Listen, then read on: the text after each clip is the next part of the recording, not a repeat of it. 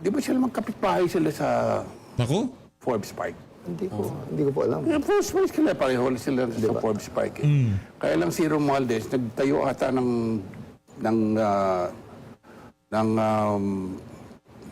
bahay na may mga basement, dalawang basement, isa roon, puro pera. What should be the message? Interview ho na itong si Atty. Panelo dito kay Ma'am Pinky Web ang ating pag-uusapan dito sa video na to. Pero bago ho yan, isang like at isang subscribe. Masaya na ho tayo dyan sa mga gusto sumali sa ating community. Yung join button nandyan lang ho sa baba. Para doon sa mga bagong sali, maraming salamat ho sa pagsuporta sa PH Update. Wala ho tayo maraming pag-uusapan dito sa video na to. Kaya naman, rumekta na ho tayo dito sa pinaka-latest na video nitong si Senator Alan Peter Cayetano. Palakpakan ho muna natin itong senador na talagang nakikipaglaban para sa kapakanan ng ating mga kababayan. Ito, Senator Alan Cayetano. Good. Jeremiah 29:11. Sabayan niyo ako. For I know the plans I have for you, declares the Lord. Plans to prosper you and not to harm you. Plans to give you hope and a future. Pakisabi sa katabi mo, maganda ang plano ni Lord sa'yo. Ganda ang plano ng Lord sa'yo. Planong bigyan Sa'yo. ka ng hope. Sino wala akong katabi sabi ko lang sa sarili ko. At planong bigyan ka ng future. Yan. So, unang-una, maraming salamat po sa lahat sa inyo na nagbigay ng oras ngayon, kahit na medyo mabilisan lang yung pag-organize nito. Prayer for the nation. Sa Lunes, may SONA. Many people have used this before the SONA, yung SANA. So, we were thinking about a discussion kung saan nung narinig namin ang isang kilalang lingkod ng Diyos, pastor of at one time the biggest church in Mindanao. Kasama ko po sa DFA, he was a senior undersecretary, si Pastor Ernie Abella. Nung narinig namin siya kahapon ni Pastor ni former secretary ng Anti-Red Tape Authority, Jeremiah Bellica, sabi namin, kailangan sila marinig nung iba at kailangan marinig to lalo-lalo na po ng Christian community. Yo. At sabi po nga po ni Brother Ernie, ni Kuya Ernie, Alan, dapat lahat ng Kristiyano, ha? Pati ang Katoliko, pati ang Aglipay, lahat ng church na naniniwala sa Panginoon Jesucristo ay dapat makinig sa ating message dahil kailangan ang body of Christ ay nagkakaisa. So of course, this is for everyone, maging Muslim, maging hindi believer, maging someone who doesn't believe in God or someone who is searching in the sense of nation building. But in the sense na ano ang ating dapat gawin ay para sa atin tong mga Kristiyano. Let me start by the word sana. Ano po ibig sabihin ng sana? Sa English po, yung iba, I wish. Yung iba, I hope. Di ba? So, hindi ko alam kung narinig nyo na to sa ibang mga ministro o sa ibang mga pastor o iba pong mga nag-speech, no? Ibang-iba po ang salitang hope sa Hebrew, sa Bible, sa modern English. Pag tinignan nyo po, ang word po sa Hebrew ay active, na basically ang sinasabing, huwag ka mag-alala kasi hindi bahala na si Lord. Because we can hope in the Lord. Yung isang pastor nga sa CCF, gumawa siya yung rope. Pinakita niya kasi parang yung salita sa Hebrew, parang ang equivalent niya, rope na tinali sabay-sabay na kaya mong asahan. Kaya nga pag-asa. Di ba? Kaya mong asahan. Pero sa Pilipinas, so halimbawa, kung nag-open air tayo ngayon, Alan, paano yun? Walang bubong, baka umulan. I hope it won't rain. Di ba? Paano yun? Wala na tayong makakain bukas. Hindi, may pag-asa. Hindi po yun ang hope o pag-asang sinasabi po sa Bible. So halimbawa po sa Bible, pag may battle or may gera, sabi, kung yun po ay laban ng Panginoon, panalo na po yun. Ang mga apostles po, kasama ng Panginoon Jesucristo, medyo nakita na nila yung ilan miracles. Pero nung sinabing may pupuntahan sila, nagkwentuhan sila. Sabi, sandali, saan tayo matutulog? Sandali, saan tayo kakain? Bakit? Kasi nung panahon po nila, wala namang bus, wala namang train, at walang pong Grab. At pag sila wala pong mga gasolinahan na kung saan may Chowking, may Jollibee, di ba?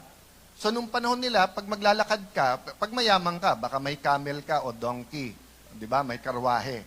Pero usually sila naglalakad, yung sandalya, nakasandalyas. Kung may sapatos sila, o kung may sandalyas, yung iba nakapaa, di ba?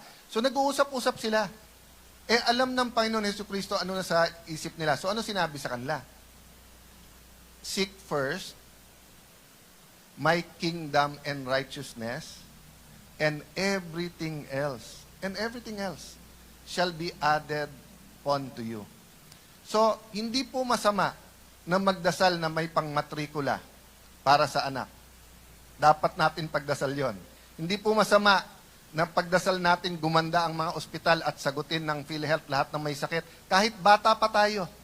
Actually, bata pa tayo, pagdasal na natin para pagka medyo marami ng maintenance na medicine at kailangan na, may answered prayer na, di ba?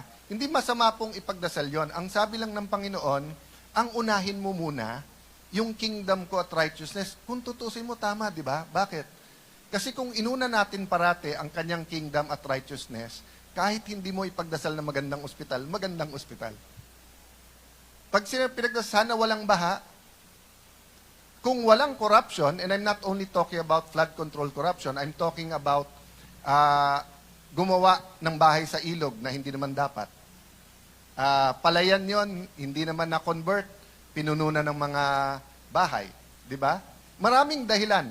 Yung pagputol ng mga puno, illegal logging. Di ba? Maraming dahilan kung bakit bumabaha. Pero tama nga naman pala sinabi ni Lord. Di ba? O yung sa eskwelahan, kung maganda ang takbo ng gobyerno, nandiyan naman yung pera. And I'm not talking about this administration. I'm talking about every administration. Di ba? I'm talking about even yung administration na tatay nyo, lolo nyo, pinagdaanan. Siyempre, nagbabago. Alam nyo po, nung first, kay President Marcos, libre yung elementary, hindi libre yung high school. Ha? Tapos pagdating po ni President Cory, naging libre po yung high school. Of course, kulang yung pondo, kaya nga nagkaroon din ng mass yung graduation. Panahon ni Pinoy, halos kumpleto na yung classrooms. Pero dinagdagan ng 2 years, K-12. So nagkaroon naman. Pero ang daming ginawang school building at reform si President Pinoy. Pagdating kay President Duterte, libre naman yung state universities. Di ba? Dito naman sa Taguig, since 2010, awa ng Diyos, lahat ng graduate, may scholarship. Di ba? But ang point ko po, if we seek His righteousness, we seek His kingdom, wala pong conflict yon. Nung tinuruan tayo magdasal ng Panginoon Jesucristo, ano sabi niya? Pag nagdasal tayo, di ba? Our Father, who art in heaven. Dinadasal po natin yan, whether sa Katoliko, whether sa Aglipay, whether sa Baptist, whether sa Pentecostal, basta Methodist, lahat po, di ba? Ano sabi niya? Lord, your kingdom come here on earth as it is in heaven. Ba't natin dinadasal yon? May gutom ba sa heaven? Meron may sakit ba sa heaven? May scam ba sa heaven? Whether yan ay tax o pyramiding? Wala. Kasi hindi lang because it's heaven where God has His throne and kingdom, but it's also because the culture of that kingdom. Tingnan nyo po, pumunta kayo sa ibang, hindi siya kingdom, pero pumunta kayo sa ibang nation. Punta kayo ng Singapore. Okay. Sa Singapore po ba, pag naglalakad ang mga dalaga ng alauna, alas 2 ng umaga, may danger silang mabastos? Almost zero. Tingnan nyo po sa Japan, pag naiwan nyo pitakan nyo o bag nyo, sa maraming tao pa, may danger ba yun na manakaw? Maliit po ang danger, halos wala. Bakit? Kasi po yung kultura. So, we're here today talking about the biblical hope because sa Monday, we will hear the SONA and we're praying. Praying for our leaders, praying for our country, praying for our future. Pero hindi pwedeng yung hope natin nasa tao. Hindi pwedeng yung hope natin nasa politika o proseso. May nakita ko kahapon, sabi, Sir, bawi na lang tayo sa 2028. Alam ko ibig niya sabihin, di ba? Pero between now and 2028 or 2028 to 2034, ano ba gagawin natin as God's people para magkaroon ng pagbabago? And that's why we will have time with Pastor Undersecretary Brother Ernie and Brother Jeremiah and my question and answer mamaya. So yung short part ko, in-explain to sa akin, I think 2021 ni Bishop June Escosar ng Victory or Every Nation. Sabi niya, Alan, may simple kasing formula yan. No? Binanggit niya po yung isang Greek philosopher, si Grotius, na sabi niya, you cannot rule an empire unless you know how to rule nations. But you cannot rule nations if you don't know how to rule a village. And you cannot rule a village unless you know how to rule your family. And you cannot rule your family or serve your family unless you rule yourself. Di ba? So, isang nanay, tatay, kuya, ate na head ng family, breadwinner, pero sugarol, lasenggo. Napapanahon no ito Sunday bukas para makapag-nilay-nilay din yung ating mga kababayan, no? At pagkatapos ng linggo, so nahuyan ng Pangulo, kung ano bang dapat nating bantayan diyan sa magiging zona na yan. May makukulong ba? Mamaya si Montulfo po nang magchichismis sa atin diyan. Nag-adik-adik, hindi niya po pwedeng pangunahan yung pamilya niya. Kahit na may leadership potential siya. Kahit ma-elect siya. Di ba? Because nga, you have to start with yourself. So, based off yung kwento niya yon, sinasabi nga niya, so the first part sa pagbabago sa ating bansa ay revival of the heart. We have to admit na patay tayo because of sin. Di ba? But because God forgave us, because His Son came, pwedeng mabuhay tayo ulit. At ang muling mabuhay ay revival. Revival, di ba? So kung lahat tayo patay ang puso, okay lang magnakaw, okay lang magsinungaling, okay lang mandaya sa exam, okay lang may hingian pagka magbabayad ng tax, di ba? Walang pagbabago, kahit baguhin mo yung sistema, kahit napakagaling ng leader, ng secretary, ng commissioner, ng executive secretary ng Pangulo. After the revival of the heart, saan ba pumupunta ang mga taong na-revive yung heart? Di ba sa church? Whether yan ay maliit na church, house church, whether yan ay napakalaki na church, whether ikaw ay consistently sa isang church or sa maraming church, yung body of Christ, church. So yung pangalawa po ay restoration of the church. Bakit po restoration? Kasi yung unang church po, yung iniwanan ng Panginoon Hesukristo, ay medyo may mga pinagdaanan. Di ba nung una, yung ibang apostol gusto nga, pagka yan ay Gentiles o hindi Hudyo, kailangan i-circumcise, kailangan ganito pagkain nyo, etc. So maraming binago ang Panginoon. Nagdebate pa si Apostle Paul, di ba? At si Apostle Peter, nagkasundo sila nung nagdasal sila. So yung unang mga doktrina, at kung saan yung kapangyarihan, healing, casting out of demons, yung mga community magsasama-sama, maraming wala, biglang lahat ibibigay pera nila to share with everyone. Nawala po yun over time. Nagkaroon ng denominations, nagdebate, nagkaroon ng iba't ibang doktrina. Yung iba, church, dapat nakikilam tayo sa politika. Yung iba, hindi tayo nakikilam sa politika. So, hindi tayo dito para mag-debate ng doktrina. Pag nag-debate tayo ng doktrina, hindi po tayo matatapos. That has been going on for more than 2,000 years. And we're not proposing today na matapos yon, but we are proposing that after the revival of heart, there has to be a restoration of the church. Bakit po? Gusto po natin magbago lipunan. Halimbawa, ako personally po, isang nilabanan ko po dito po sa siyudad ng Taguig, sa buong Pilipinas, but dito, yung sugal. Sugal, diba? yan, Hindi sugal. ko dinajudge yung mahilig magsugal, mahilig maglibang, pero in reality, it's hard work. Diba? It's your purpose.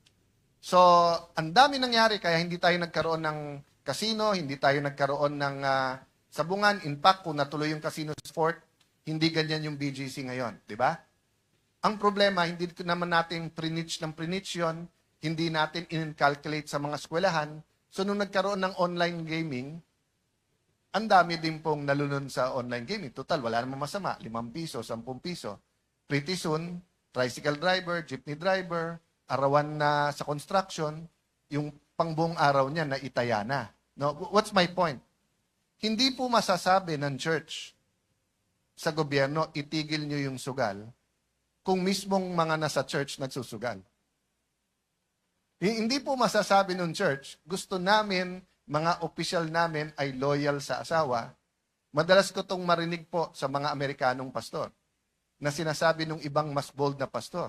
May kilala akong mga pastor, 2-3 ang girlfriend dun sa kanyang flock. Paano mo sasabihin ngayon sa politiko? Paano mo ngayon sasabihin sa head ng university? Paano mo ngayon sasabihin sa mga ibang religious leaders, katulad ng pare na may vow of celibacy? Paano mo sasabihin na dito sa church namin, nagbabago kami, buhay ang Panginoon, samantalang dito sa church namin, ganun ang nangyayari. So hindi ko po sinasabi na may perfectong church, ha? Hindi po yun ang message natin today. Ang message po natin, kung dati may 3 R para sa bata matuto, reading, writing, arithmetic. Sounds like yung arithmetic lang, na sounds like R. Sa atin po, may 4 na R.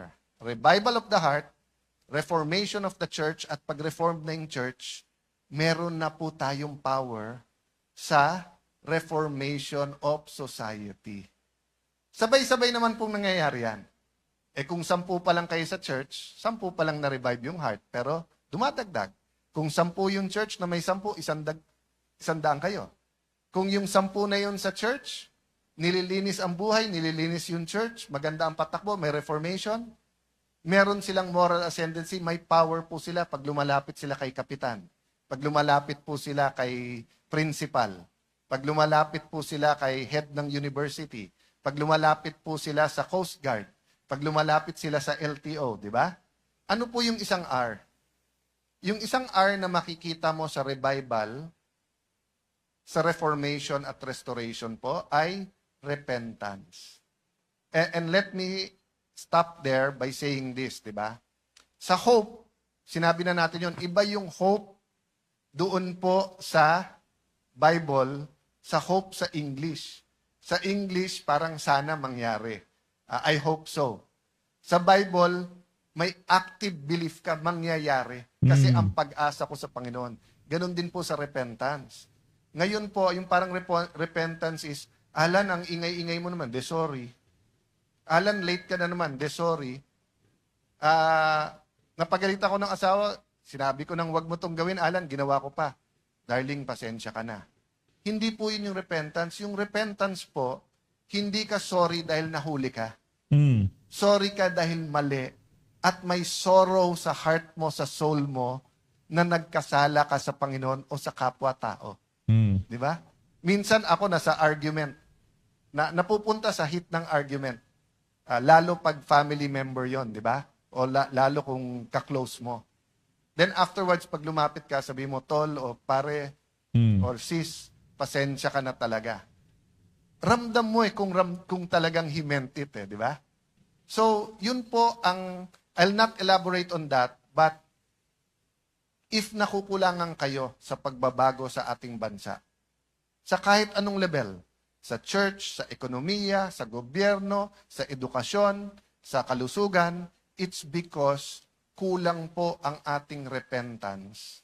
Kaya hindi nagkakaroon ng revival. Kaya nabibitin yung restoration. Kaya yung reformation. Diba? So if we want something new, you need renewal. But something old cannot be something new. So kung sasabihin ko sa inyo, ang bagong Alan ay on time parate. Sige po, speaker ka ngayon. Anong oras ka magsasalita? 2:30. Anong oras ka dadating? 3 o'clock. Hindi po new yun. Yung pa rin yung luma. So we worship together. Mamaya may Q&A. Ang daming young people dito. Please pray over the weekend for everyone. For everyone, no? For our nation, for our city. Pray na talagang yung, sabi po nung ating ni Pastor Ador, thank you sa pagpapakilala, Pastor Ador, sabi mo, kung anong itatanim, yun ang ating aanihin. So, we have to plant the seeds of prayer, repentance, revival. So, napakadali pong ituro yung iba. And ako, guilty din nun. Diba? But we have to look at ourselves. But we also have to fight. Diba? So, katulad po sa Taguig, ang dami po natin nilabanan dito. From corruption, to the casinos, to drugs, etc.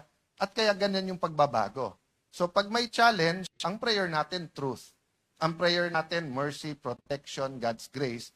Pero ang prayer natin, lalo pong gumanda ang ating city.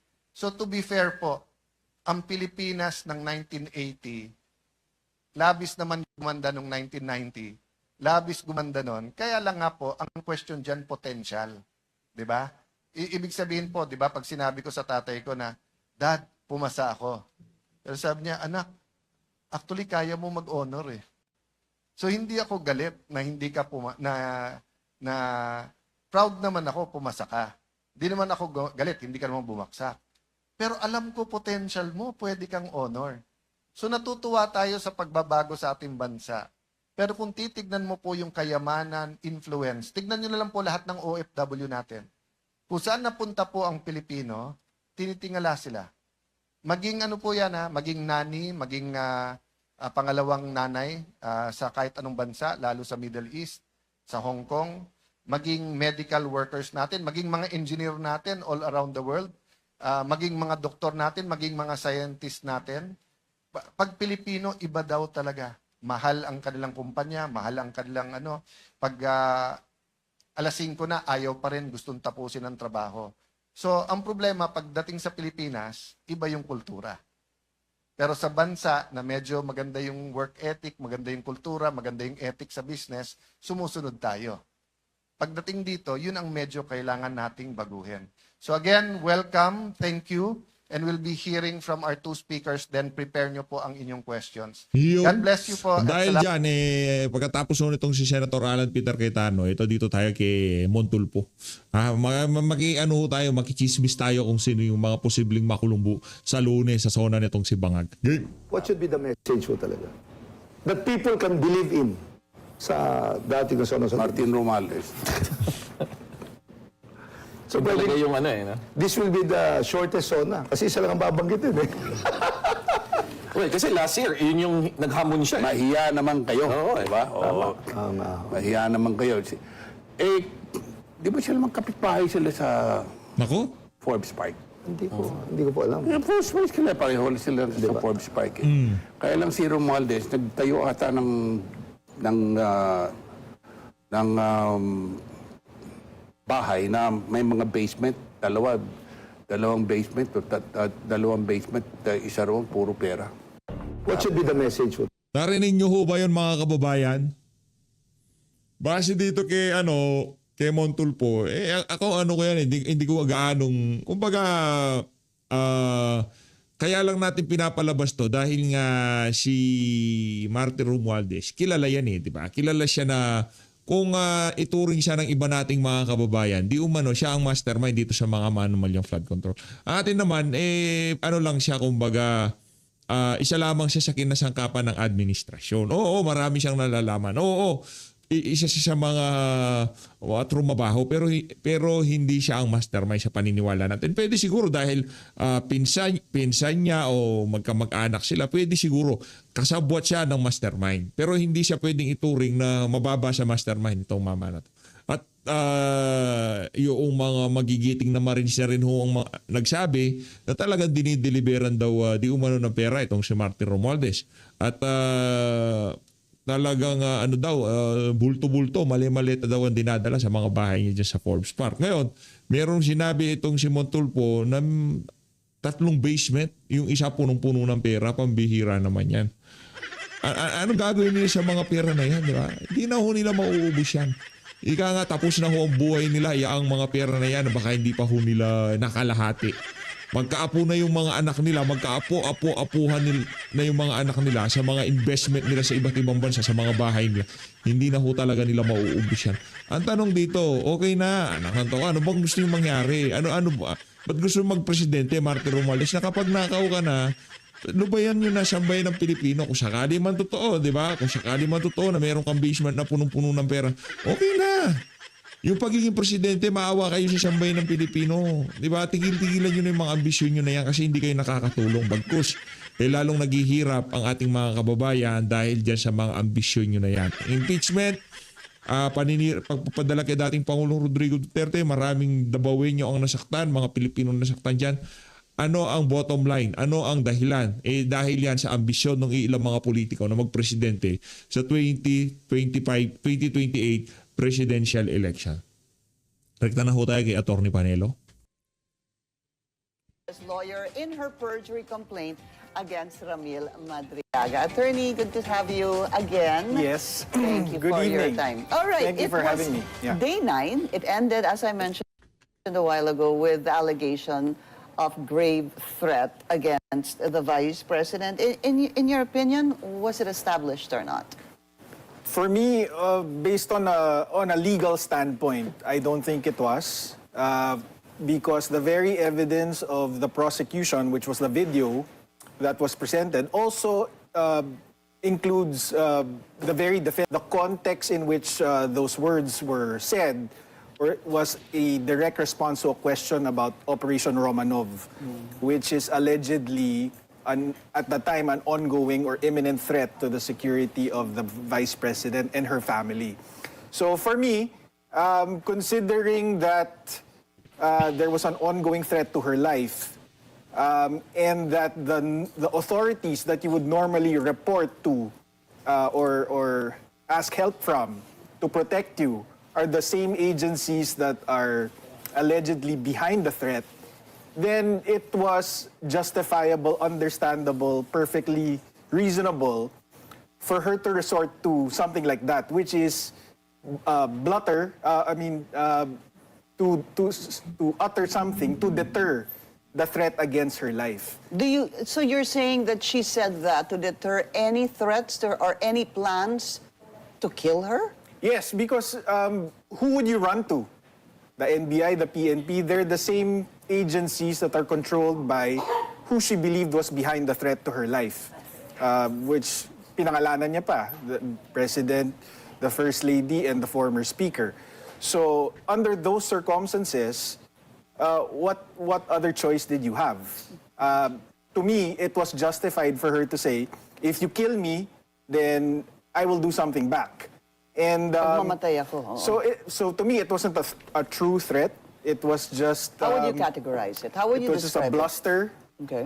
So legally, for me, it's not a criminal act because the intent it wasn't a true threat.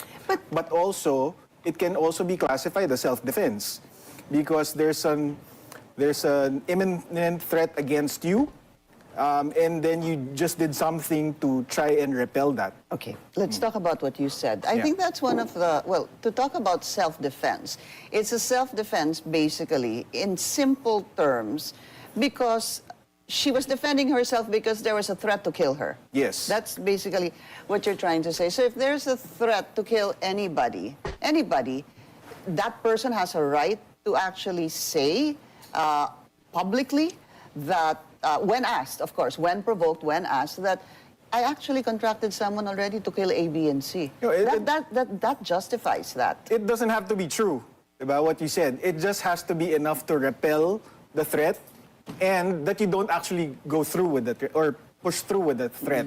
So I've checked jurisprudence in the Philippines, wala pa. I think precisely because hindi siya criminal in nature. If you threaten somebody, if you hurt me, diba, suntukin kita. Diba? It's not criminal in nature. It's more of a deterrent. So I checked jurisprudence, wala pang umabot sa Supreme Court, but our laws, criminal and constitutional laws are patterned after the So US. basically you're saying if there's a threat to your life, that justifies you contracting someone to kill that person. No, it justifies you from threatening that person that you have something and planned. contracting an assassin, somebody to kill. But that's the thing, that wasn't proved. And the NBI Director Matibag even said that they don't have proof as of now. Wala They're pa. zeroing in on people, but wala. So, yun. And yun nga, I was looking at US jurisprudence, meron. merong jurisprudence on that. Like, for example, there was a couple that was fighting, and then the woman grabbed a bottle of bleach, and then itatapon niya sa asawa niya. Sabi nung asawa niya, if you throw that at me, if you don't put it down, babasagin ko yung kamay mo. And he was arrested for grave threats, or the equivalent crime in the US, and he was acquitted because the courts found him justified in countering with a threat. And the court even said that you can threaten something that is even worse than what is being threatened to you, provided that you don't push Mas through matindi. with it. Wag mo lang Wag mo lang itutuloy. But how So meron na palang jurisprudence sa Amerika, hindi siguro alam ni Ma'am Pinky yun. Nataon itong si Atty. Panelo. Alam niya yun. Mahusay How talaga does itong mga that Panelo na work? to. On two things. One, this just comes to mind right now. Also discussed during the trial. Two other videos of the Vice President saying she wants the head of the President. Yung isa, tapos sige, itabi muna natin yung kay Mayor Baset. That's one. How does that self-defense, as you call it, claim affect, or doesn't that damage or kill that self-defense theory? I don't think it's related. I think they were trying to, they presented those videos to show that there was a pattern, or Pattern of violence, as they called or it. she really wanted to harm the president and so forth. But again, she was telling a story about how the president humiliated a military graduate, was it? Because of this tradition on giving watches. So nagalit siya.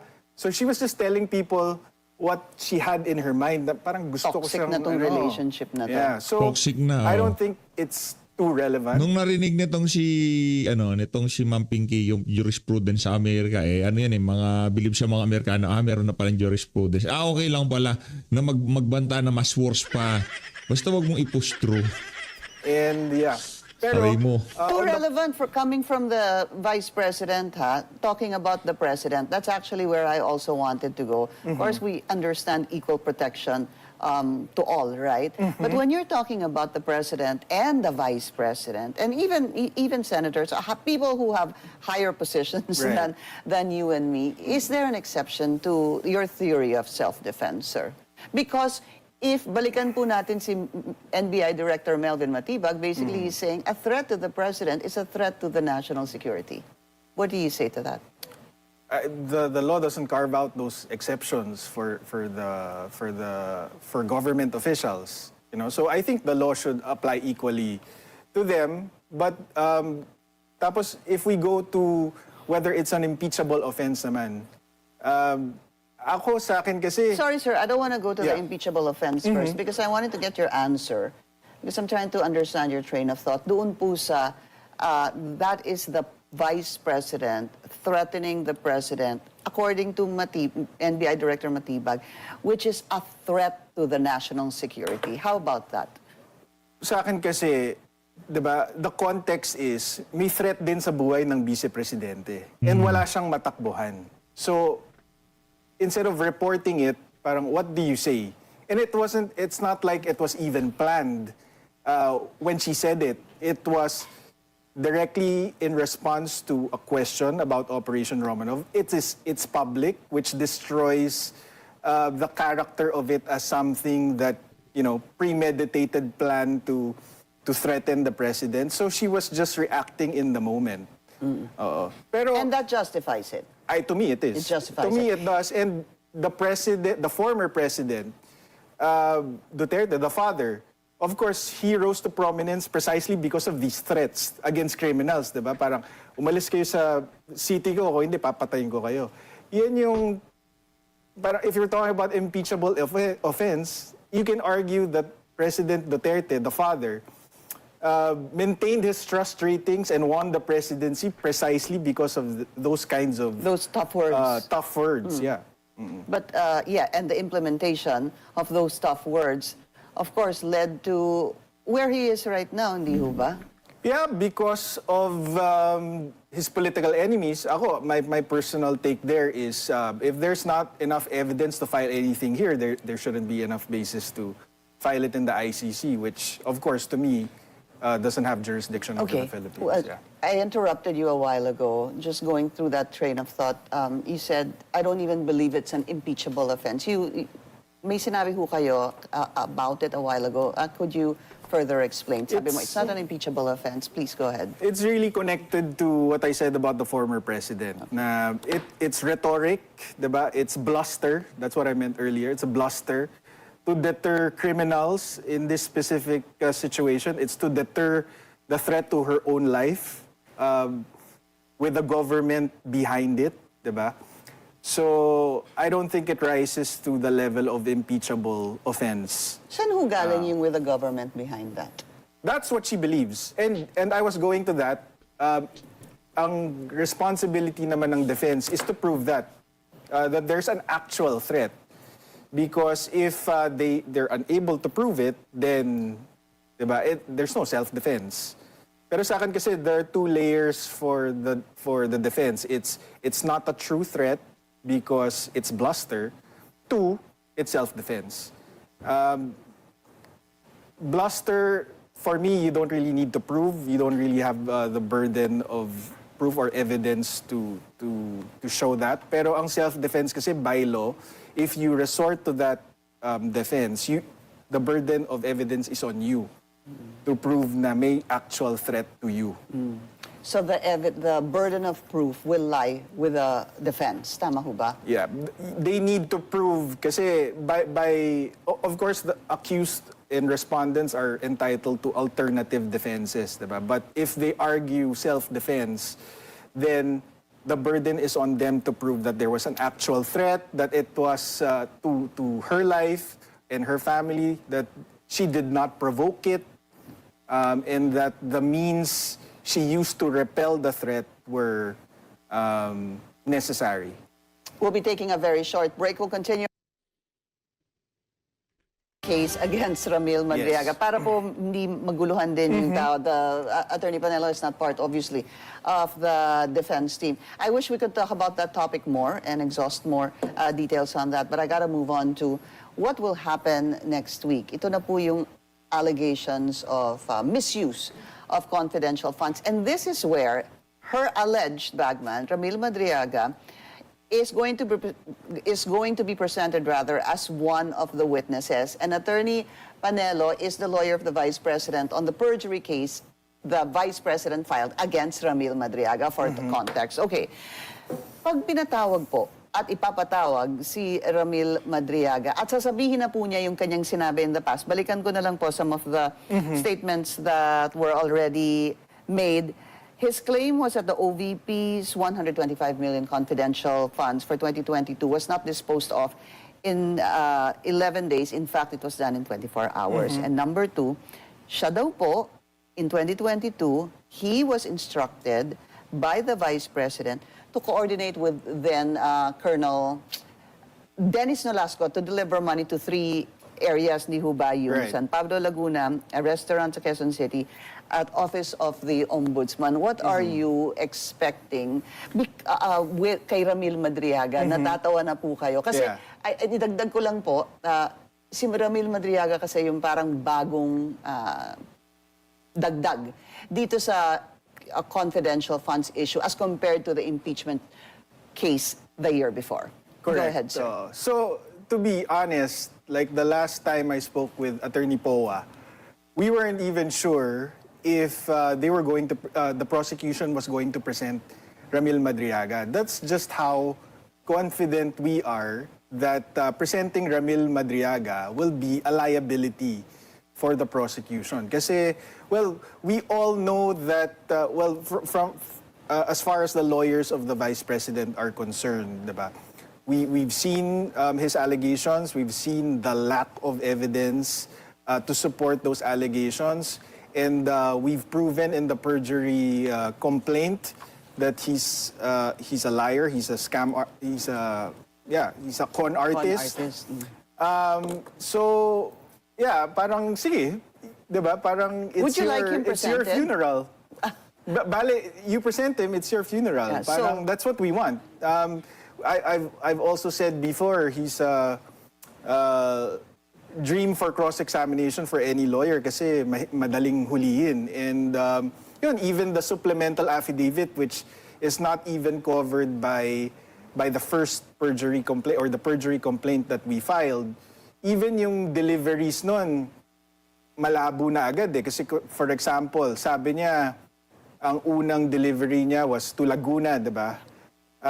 But so it was dapat San Pablo, but the recipient said dito tayo mag-meet sa Cabuyao. Sa isang mall, hindi ho ba? Sa Cabuyao sa loob ng Industrial Park. Okay. And then sabi niya, in Cabuyao, Laguna, dito sa loob ng Industrial Park, tanaw ko yung SNR, Membership Shopping Establishment. Wala pong SNR mall or establishment in Cabuyao, Laguna. The nearest one is 45 minutes away.